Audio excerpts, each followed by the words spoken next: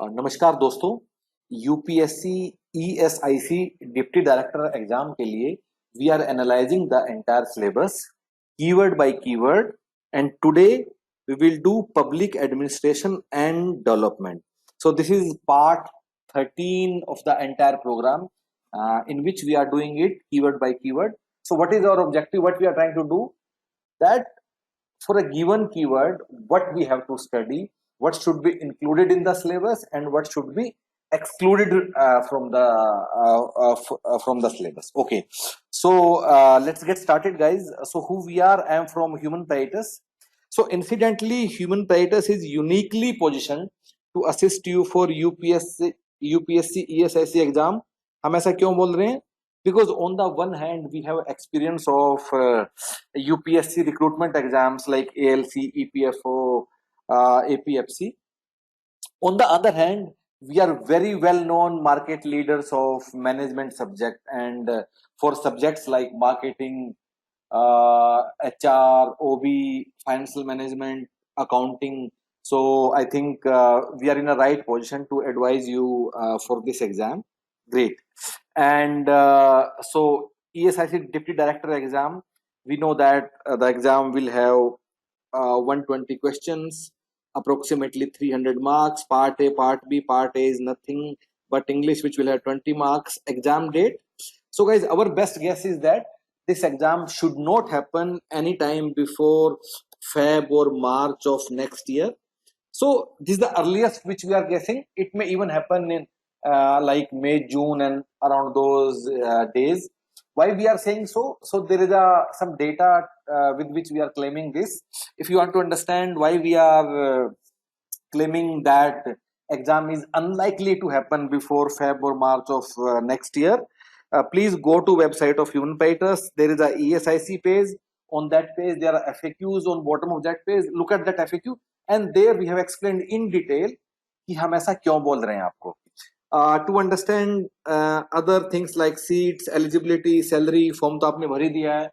Anything like this, you can easily look at the notification. Still, अगर आपको कुछ नहीं मिले, so you can write to us. So we have given a link in the description below, which is a link to WhatsApp chat, and through that chat directly you can get connected to our team. और आपको जो भी पूछना पूछ लीजिए. Again, guys, so whatever we will be analyzing today, you are free to challenge that. You are free to discuss that.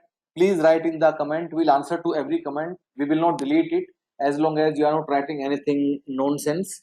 And but feel free. We want it to be a like healthy discussion. अगर हमें कुछ लगेगा नहीं, हमने कुछ गलत बता दिया, we'll also correct that in the chat itself, and we'll admit that.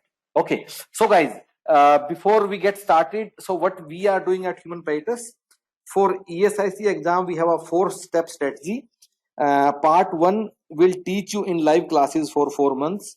Part 2 will send you printed booklets through courier at home. Part 3 will make you go through a online question bank, and Part 4 you will go through mock test papers. And if you go through these 4 steps, you are ready for UPSC ESIC exam. Now, to understand what exactly is included in these 4 steps, what you can do, please look at the website of Human Pietas, and you will find everything in detail. There is also a nice video of 2 minutes which shows everything, how booklets are there, how study material looks like. So spend time over there and you'll understand everything. Okay, now coming back to real thing. So real thing is, the keyword in the syllabus is public administration and development issues. So real thing is, इसमें हमें क्या पढ़ाई करना है? So the real question is, what should be included in the syllabus and what should be excluded from the syllabus? Now guys, it also becomes very important for this keyword. Why? पहला बात, UPSC recruitment exam में अब तक कोई ऐसा exam नहीं हुआ है जहां public administration and development issues एक कीवर्ड रहा है. सो हमारे पास कुछ पुराने पेपर या पुराने वो हमारे पास नहीं है, with which we can get some idea कि इसके सिलेबस में क्या आता है. ठीक है, फिर हम दूसरा क्या हमारे पास तरीका बचता है.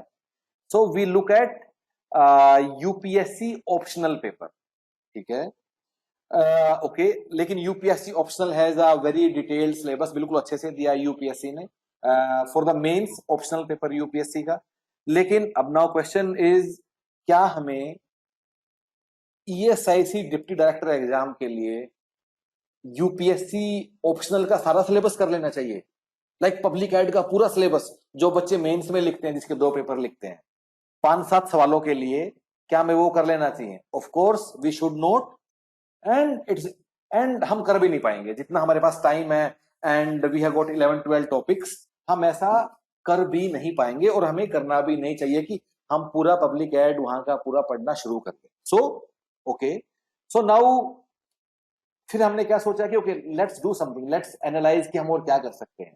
सो guys, another thing which we did, and this very interesting guys, we also looked at paper of prelims which has public ed questions, लेकिन prelims में तो सब्जेक्ट आता ही नहीं है, राइट?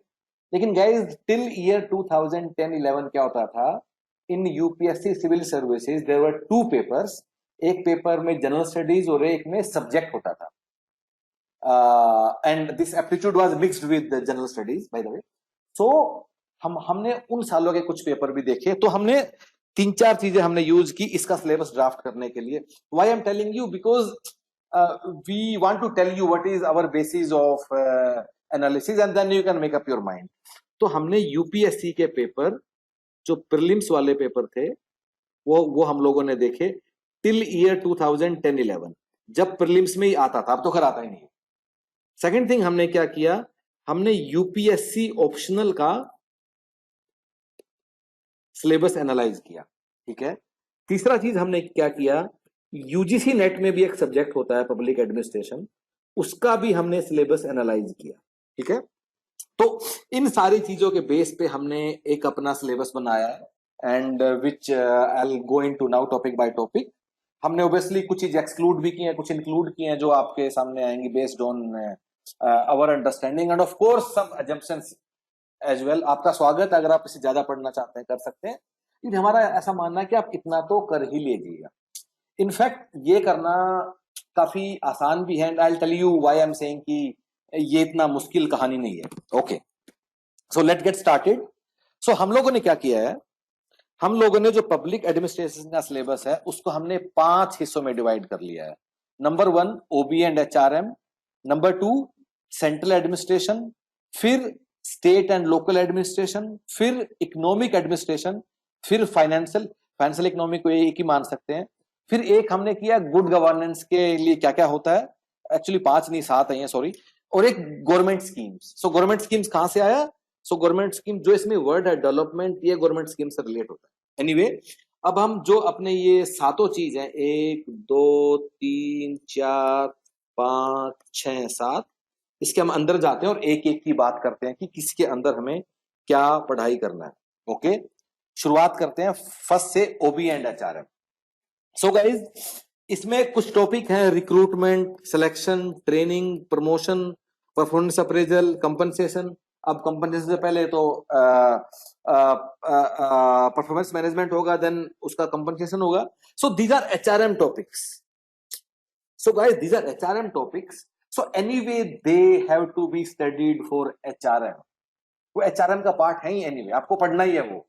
तो यहाँ it's a more of a repetition only. एक हल्का सा आपको फ्लेवर, हल्का सा इसमें क्या लेके आना है कि जैसे अब कंपनसेशन की बात करते हैं तो गवर्नमेंट में वो लोग कैसे होता है, हाउ पे स्ट्रक्चर कैसे होता है, कैसे पे ग्रेड और वो सब चीजें कैसे कैसे उसमें काम करते हैं।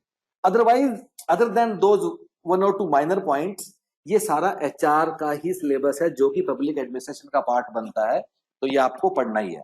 इसके अलावा पब्लिक एडमिनिस्ट्रेशन में क्या होता है, थ्योरीज ऑफ मैनेजमेंट, ठीक है। थ्योरीज ऑफ मैनेजमेंट का मतलब क्या है, जो भी कुछ बताया, classical theory, new classical, modern theory, again further you can subdivide them, scientific management, Weber, administration, वो सब आपको पढ़ना है। आपको टेलर ने क्या कहा, वेबर ने क्या कहा, MP Follett, Mayo, Chester I Barnard, Likert, McGregor, ये सब आपको करना है। ओके, तो ये हमारे पब्लिक एड का पार्ट है। ऑर्गेनाइजेशन स्ट्रक्चर एंड डिजाइन, ये सारा पार्ट है। कम्युनिकेशन ये सारा पार्ट है, मोटिवेशन थ्योरी, लीडरशिप के डिफरेंट, और डिसीजन मेकिंग। सो गाइज ये सब ओबी का पार्ट है।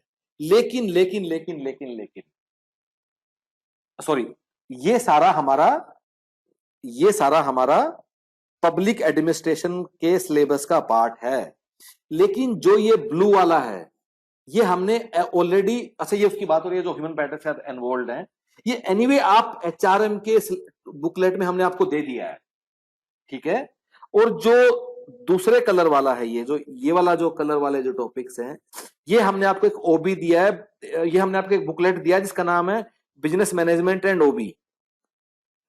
ये ऑलरेडी वहां कवर्ड है। तो जो जो चीजें वहां कवर्ड हैं, उसके अलावा इन टॉपिक्स के लिए, पब्लिक एडमिनिस्ट्रेशन के लिए कुछ अलग पढ़ाई नहीं करना है। अगेन दिस फॉर लाइक जो लोग हमारे साथ एनरोल्ड हैं, अगेन एल से टिल नाउ मैंने जो बात बताई है, इससे अब तक हमें समझ में आता है कि पब्लिक एडमिनिस्ट्रेशन के लिए जो एचआरओबी में किताब में दिया, उसके अलावा कुछ पढ़ाई नहीं करना है। अभी आगे टॉपिक आएंगे जहां पढ़ाई करना है, लेकिन अब तक हमें कुछ पढ़ाई नहीं करना है फॉर दीज टॉपिक्स। अच्छा गाइज, बाय द वे, ये जो ओबी के टॉपिक्स हैं, अगर इस सिलेबस में पब्लिक एडमिनिस्ट्रेशन नहीं होता, सिर्फ एचआरएम होता कीवर्ड, तब भी आपको ओबी के टॉपिक पढ़ने थे। So they are again aligned with HR also. और हमारा जो एचआर का वीडियो है, जो शायद पार्ट 3 या 4 है, उसमें हमने समझाया भी है कि कैसे ये सारे टॉपिक भी एचआर का ही पार्ट है, आपको वो देख लेना चाहिए। ये सब पब्लिक एडमिनिस्ट्रेशन का पार्ट है। अगर आप ह्यूमन पैटर्स के स्टूडेंट आपने एनरोल किया हुआ है, तो आपको अभी तक कुछ भी अलग से पढ़ने का नीड नहीं है, अदर देन जो हमने एचआर और ओबी के लिए आपको दे दिया है। आगे बढ़ते हैं। Okay, next central administration. Okay, central administration में क्या आता है? President, prime minister, judiciary, all levels, election commission, NHRC, UPSC, state commission. State commission का मतलब state public service commission, NITI Aayog, CBC, CBI, Lokpal, central state relations. सो गाइज ये सारे topic public administration का part हैं। ओके, लेकिन ये सब भी इंडियन पॉलिटी की बुक में जो कवर्ड है वो उतना काफी है जो हमने आपको दिया है। और अगर बाकी लोग जो शायद लक्ष्मीकांत पढ़ रहे होंगे, तो लक्ष्मीकांत ने जो लिख दिया है अपने इंडियन पॉलिटी वाली बुक में, जो उसमें है वो काफी है, इसके अलावा कुछ पढ़ने का जरूरत नहीं है। ओके, अब हम कुछ उन टॉपिक पे आते हैं जो एडिशनल टॉपिक है। सो ये जो सारा हमने लेफ्ट में आपको लिखा है, ये इंडियन पॉलिटी में हमने आपको दे दिया है, या फिर आप हमारे साथ नहीं जुड़े हैं तो मतलब जो भी आप बुक पढ़ रहे होंगे तो इंडियन पॉलिटी में कवर हो जाएगा, वहां उसने जो दिया उतना ही काफी है, ठीक है। अब कुछ अलग से टॉपिक है पब्लिक एडमिनिस्ट्रेशन के जो जो जो कि आपको अलग से पढ़ाई करना है। वो कौन से हैं? प्राइम मिनिस्टर का office, cabinet secretariat, central secretariat, civil services. अब सिविल सर्विसेज यूपीएससी थोड़ा जुड़ा हुआ है, लेकिन फिर भी थोड़ा आपको और पढ़ना होगा, ग्रुप ए, ग्रुप बी, और उसके अंदर क्या क्या होता है, ठीक है। फिर यहाँ फिर गवर्नमेंट ऑफ इंडिया का स्ट्रक्चर क्या है, ministry, department, minister, cabinet minister, ministry of state, कैसे लोकेशन होता है, then corporation, companies, board, commission, ये सब कैसे बनते हैं, पैरामिलिट्री फोर्सेज, पैरामिलिट्री क्या होता है, 7-8 जो होते हैं, सीआईएसएफ, आईटीबीपी और वो सब चीजें हैं। सो गाइज ये टॉपिक्स हैं जो इंडियन पॉलिटी की बुक्स में हम लोग यूजुअली नहीं पढ़ते हैं, कुछ शायद एक दो टॉपिक पढ़ते भी होंगे, तो ये हमें अब एडिशनली पढ़ने हैं। तो ये हम ये हमारा ये हमारे एडिशनल टॉपिक हैं जो हमें पब्लिक एडमिनिस्ट्रेशन के लिए हमें करना है। ऑब्वियसली बाय द वे जो एडिशनल है वो ह्यूमन पैटर्स के जो स्टूडेंट्स हैं उनको वो भी मिलेगा। तो we haven't given these topics to you till now, but that will come to you, don't worry. There is a plan which you explain कि कौन सा टॉपिक कब मिलेगा, वो आप वेबसाइट पे देख लीजिएगा। तो ये सारे टॉपिक भी आपको करने हैं, ये एडिशनल टॉपिक है जो इंडियन पॉलिटी की बुक में कवर नहीं होते। ओके, सो अब तक हमने क्या सीखा कि अब तक जितना भी पब्लिक एडमिनिस्ट्रेशन का टॉपिक सिलेबस हमने देखा है, majority of that is getting covered into HR, OB and Indian polity. कुछ एडिशनल चीजें हैं जो ब्लू कलर में आपके सामने हैं। आगे बढ़ते हैं। अब अगेन इसी का एक्सटेंशन है state and local administration. Again guide, state legislature, governor, CM, उसके सारे राज्य के मंत्री, 73rd 74th अमेंडमेंट, ये सब भी हम इंडियन पॉलिटी में पढ़ते हैं। लेकिन इस लेवल पे भी कुछ एडिशनल टॉपिक्स हैं जो यूजुअली इंडियन पॉलिटी में हम लोग कम पढ़ते हैं, कुछ बुक्स में होगा कुछ में नहीं होगा। तो ये आपको करना है कि डिस्ट्रिक्ट एडमिनिस्ट्रेशन कैसे चलता है, डिस्ट्रिक्ट लेवल पे क्या होता है, डायरेक्टरेट एंड कमिश्नरेट, जो ये सब चीजें होती है। आपको आपने देखा हुआ किसी शहर में आपको गुड़गांव में डीसीपी है, लेकिन पुलिस के लिए, लेकिन डीसीपी या सीपी है, लेकिन पानीपत में एसपी है। ऐसा क्यों है? Although they are same state. तो ये सब जो स्ट्रक्चर है, how this structure has been created, ये सब आपको समझना है।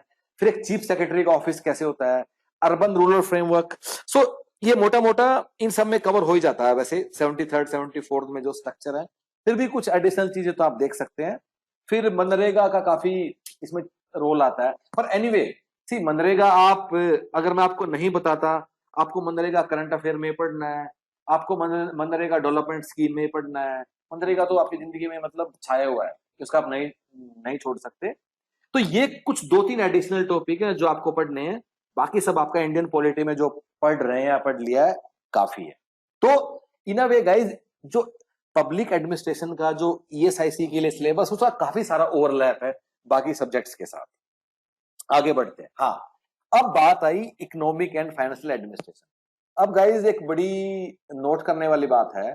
अच्छा, बाय द वे, हमें ना किसी का ऐसे, हमें किसी का मतलब मैसेज आया हमें कि कि भाई आप कह रहे हो इंडियन पॉलिटी में ये पढ़ लीजिए, इंडियन पॉलिटी सिलेबस में है ही नहीं। तो उन भाई साहब का कहना ये था कि जो ईएसआईसी का जो सिलेबस है, मैं वापिस आता हूँ, यस, जो यहाँ दिया हुआ है ईएसआईसी का सिलेबस तो है ही नहीं, तो फिर आप इंडियन पॉलिटी आपने पढ़ने को बोल दिया, ये क्या बकवास है।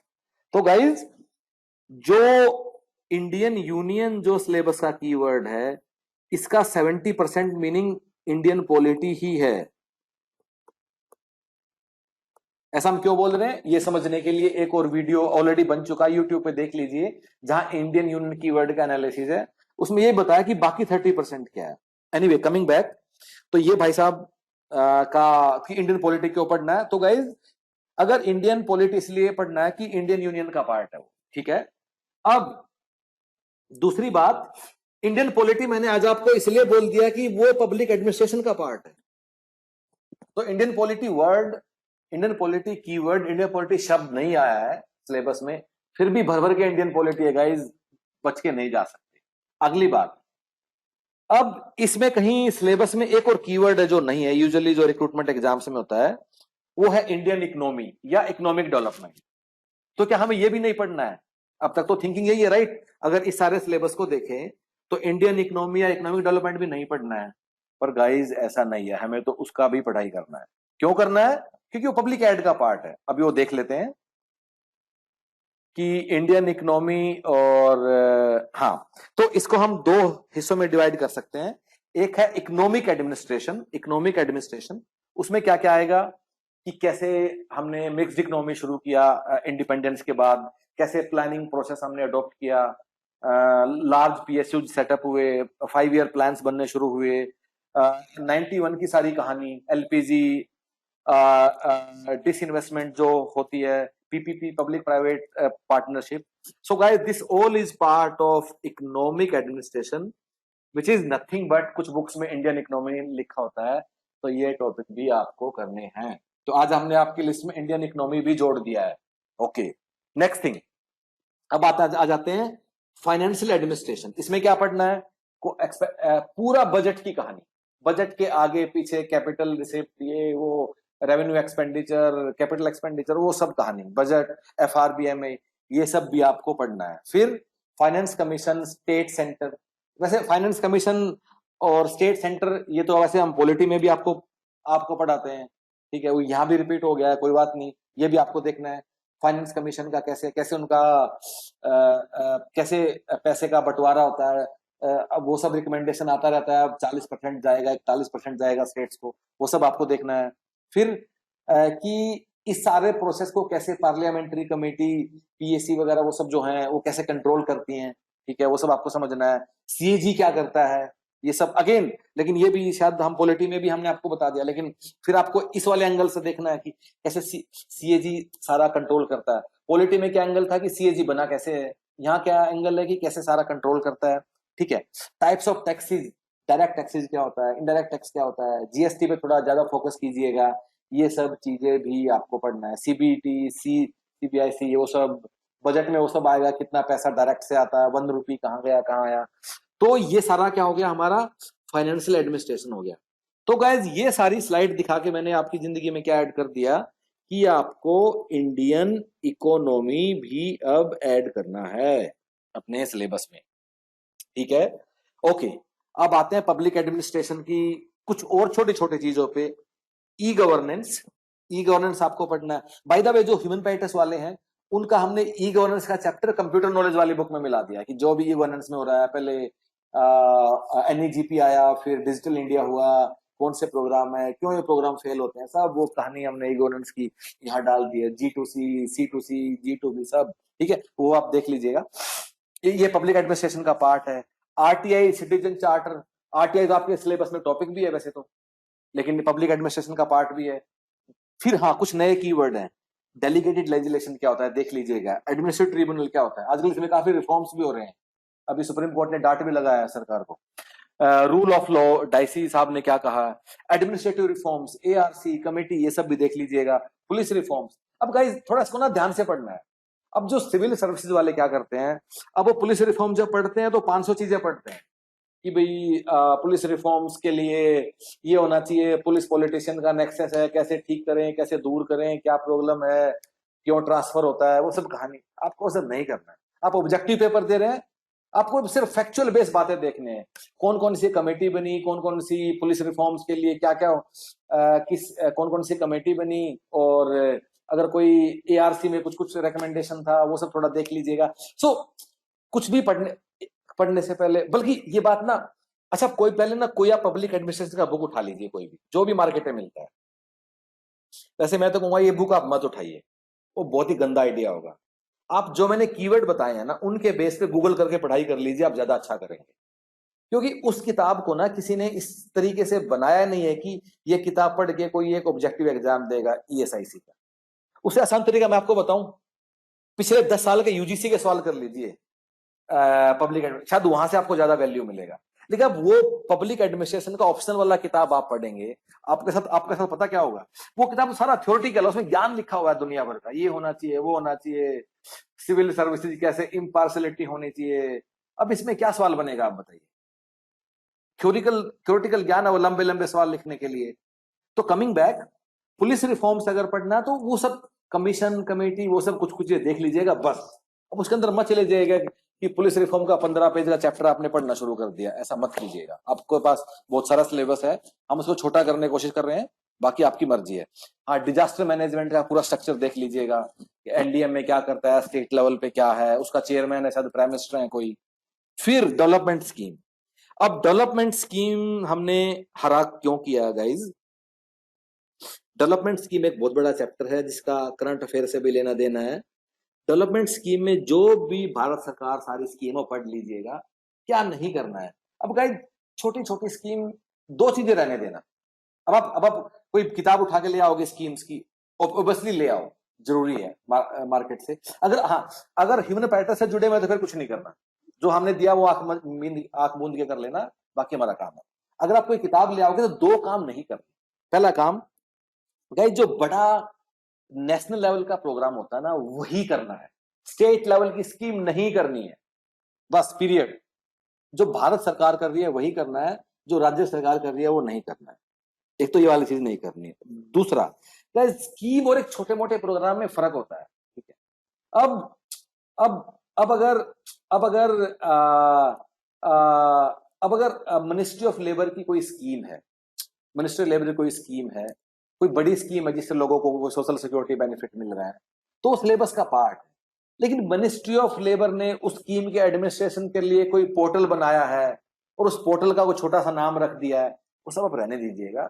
इसलिए मना कर रहे हैं कि सिलेबस पहले ज्यादा कर भी नहीं पाएंगे और सवाल आने का प्रोबेबिलिटी काफी कम है।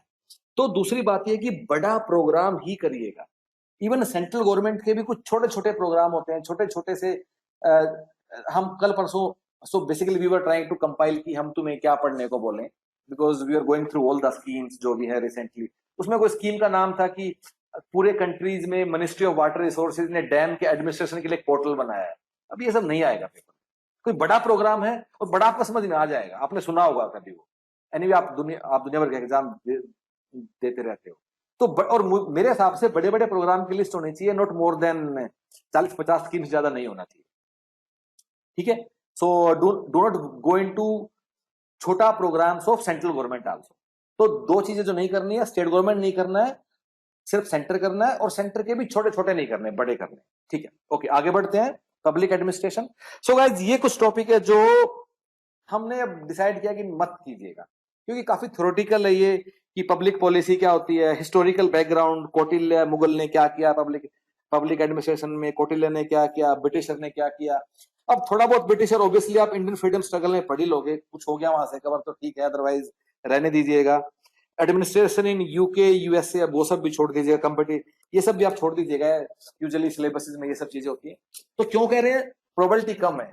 क्या गारंटी दे रहे हैं कि बिल्कुल नहीं आएगा? बिल्कुल नहीं दे रहे गारंटी। तुम्हारी हिम्मत है सब करने की तो सारा कर लो, पूरा वो किताब पढ़ के चले जाओ, लेकिन सिलेबस छोटा करने के लिए कुछ आपको सलाह दे रहे हैं। ये सब टॉपिक अब मत कीजिएगा कि क्या हिस्टोरिकल बैकग्राउंड था, क्या था और वो सब था। पब्लिक एडमिनिस्ट्रेशन की कुछ थ्योरीज हैं, कुछ थिंकर्स ने डेफिनेशन दी है, वो सब रहने दीजिएगा। जो हमने ओबी में आपको बताया ना, लेकिन थ्योरीज ऑफ मैनेजमेंट में वो सब तो थिंकर है, वो जरूरी है, लेकिन ये सब आप छोड़ दीजिएगा। अब इस बुक में जो जो बुक आप मार्केट से लेके आओगे, पहले 20 पन्ने में तो ये लिखा हुआ है कि पब्लिक एडमिनिस्ट्रेशन होता क्या है। अब ये नहीं करने की जरूरत है, उसमें बताया कि पब्लिक क्या है, पब्लिक एडमिनिस्ट्रेशन। अब ये सब मत कीजिएगा, सीधा जो कंक्रीट हार्ड फैक्ट्स बेस्ड बातें उन्हीं पे सवाल बनेगा, उन्हीं पे कर लीजिएगा। अगर कोई बनेगा भी तो एक सवाल बन जाएगा, लेकिन वर्थ नहीं है। तो उस एक सवाल के लिए आप 500 पेज पढ़े, हमने काफी छोटा कर दिया है। Stick to it. अगर आप हमारे साथ हैं ह्यूमन पैटर्स में, हम आपको एक पतली सी किताब देंगे, 100-200 पता नहीं 50-100 जितने की भी है, उस पर काम अभी हो रहा है हमारा, बस वो कर लीजिएगा और एग्जाम में। नहीं नहीं सर वो नहीं, guys by the way, human पैटर्स की सिर्फ किताब पढ़ना काफी नहीं है, जो ऑनलाइन प्लेटफॉर्म पे सवाल है वो भी करना है। कई लोगों को गलत फहमी है कि मैंने किताब पढ़ ली तो ठीक है मैं तो बल्ले बल्ले हो गया, नहीं होगा ऐसा। बड़ी सारी चीजें ऐसी होती हैं जो ऑनलाइन प्लेटफॉर्म पे होती हैं और किताब में नहीं होता है। ठीक है, so guys that's all from our side. And again human पैटर्स पे हम लोग क्या करते हैं, हमारा 4 स्टेप स्ट्रेटजी प्रोग्राम है। ये सब समझने के लिए वेबसाइट पे चले जाइएगा, मुझे कुछ ज्यादा ज्ञान देने का आपको जरूरत नहीं है। And thank you so much, thanks.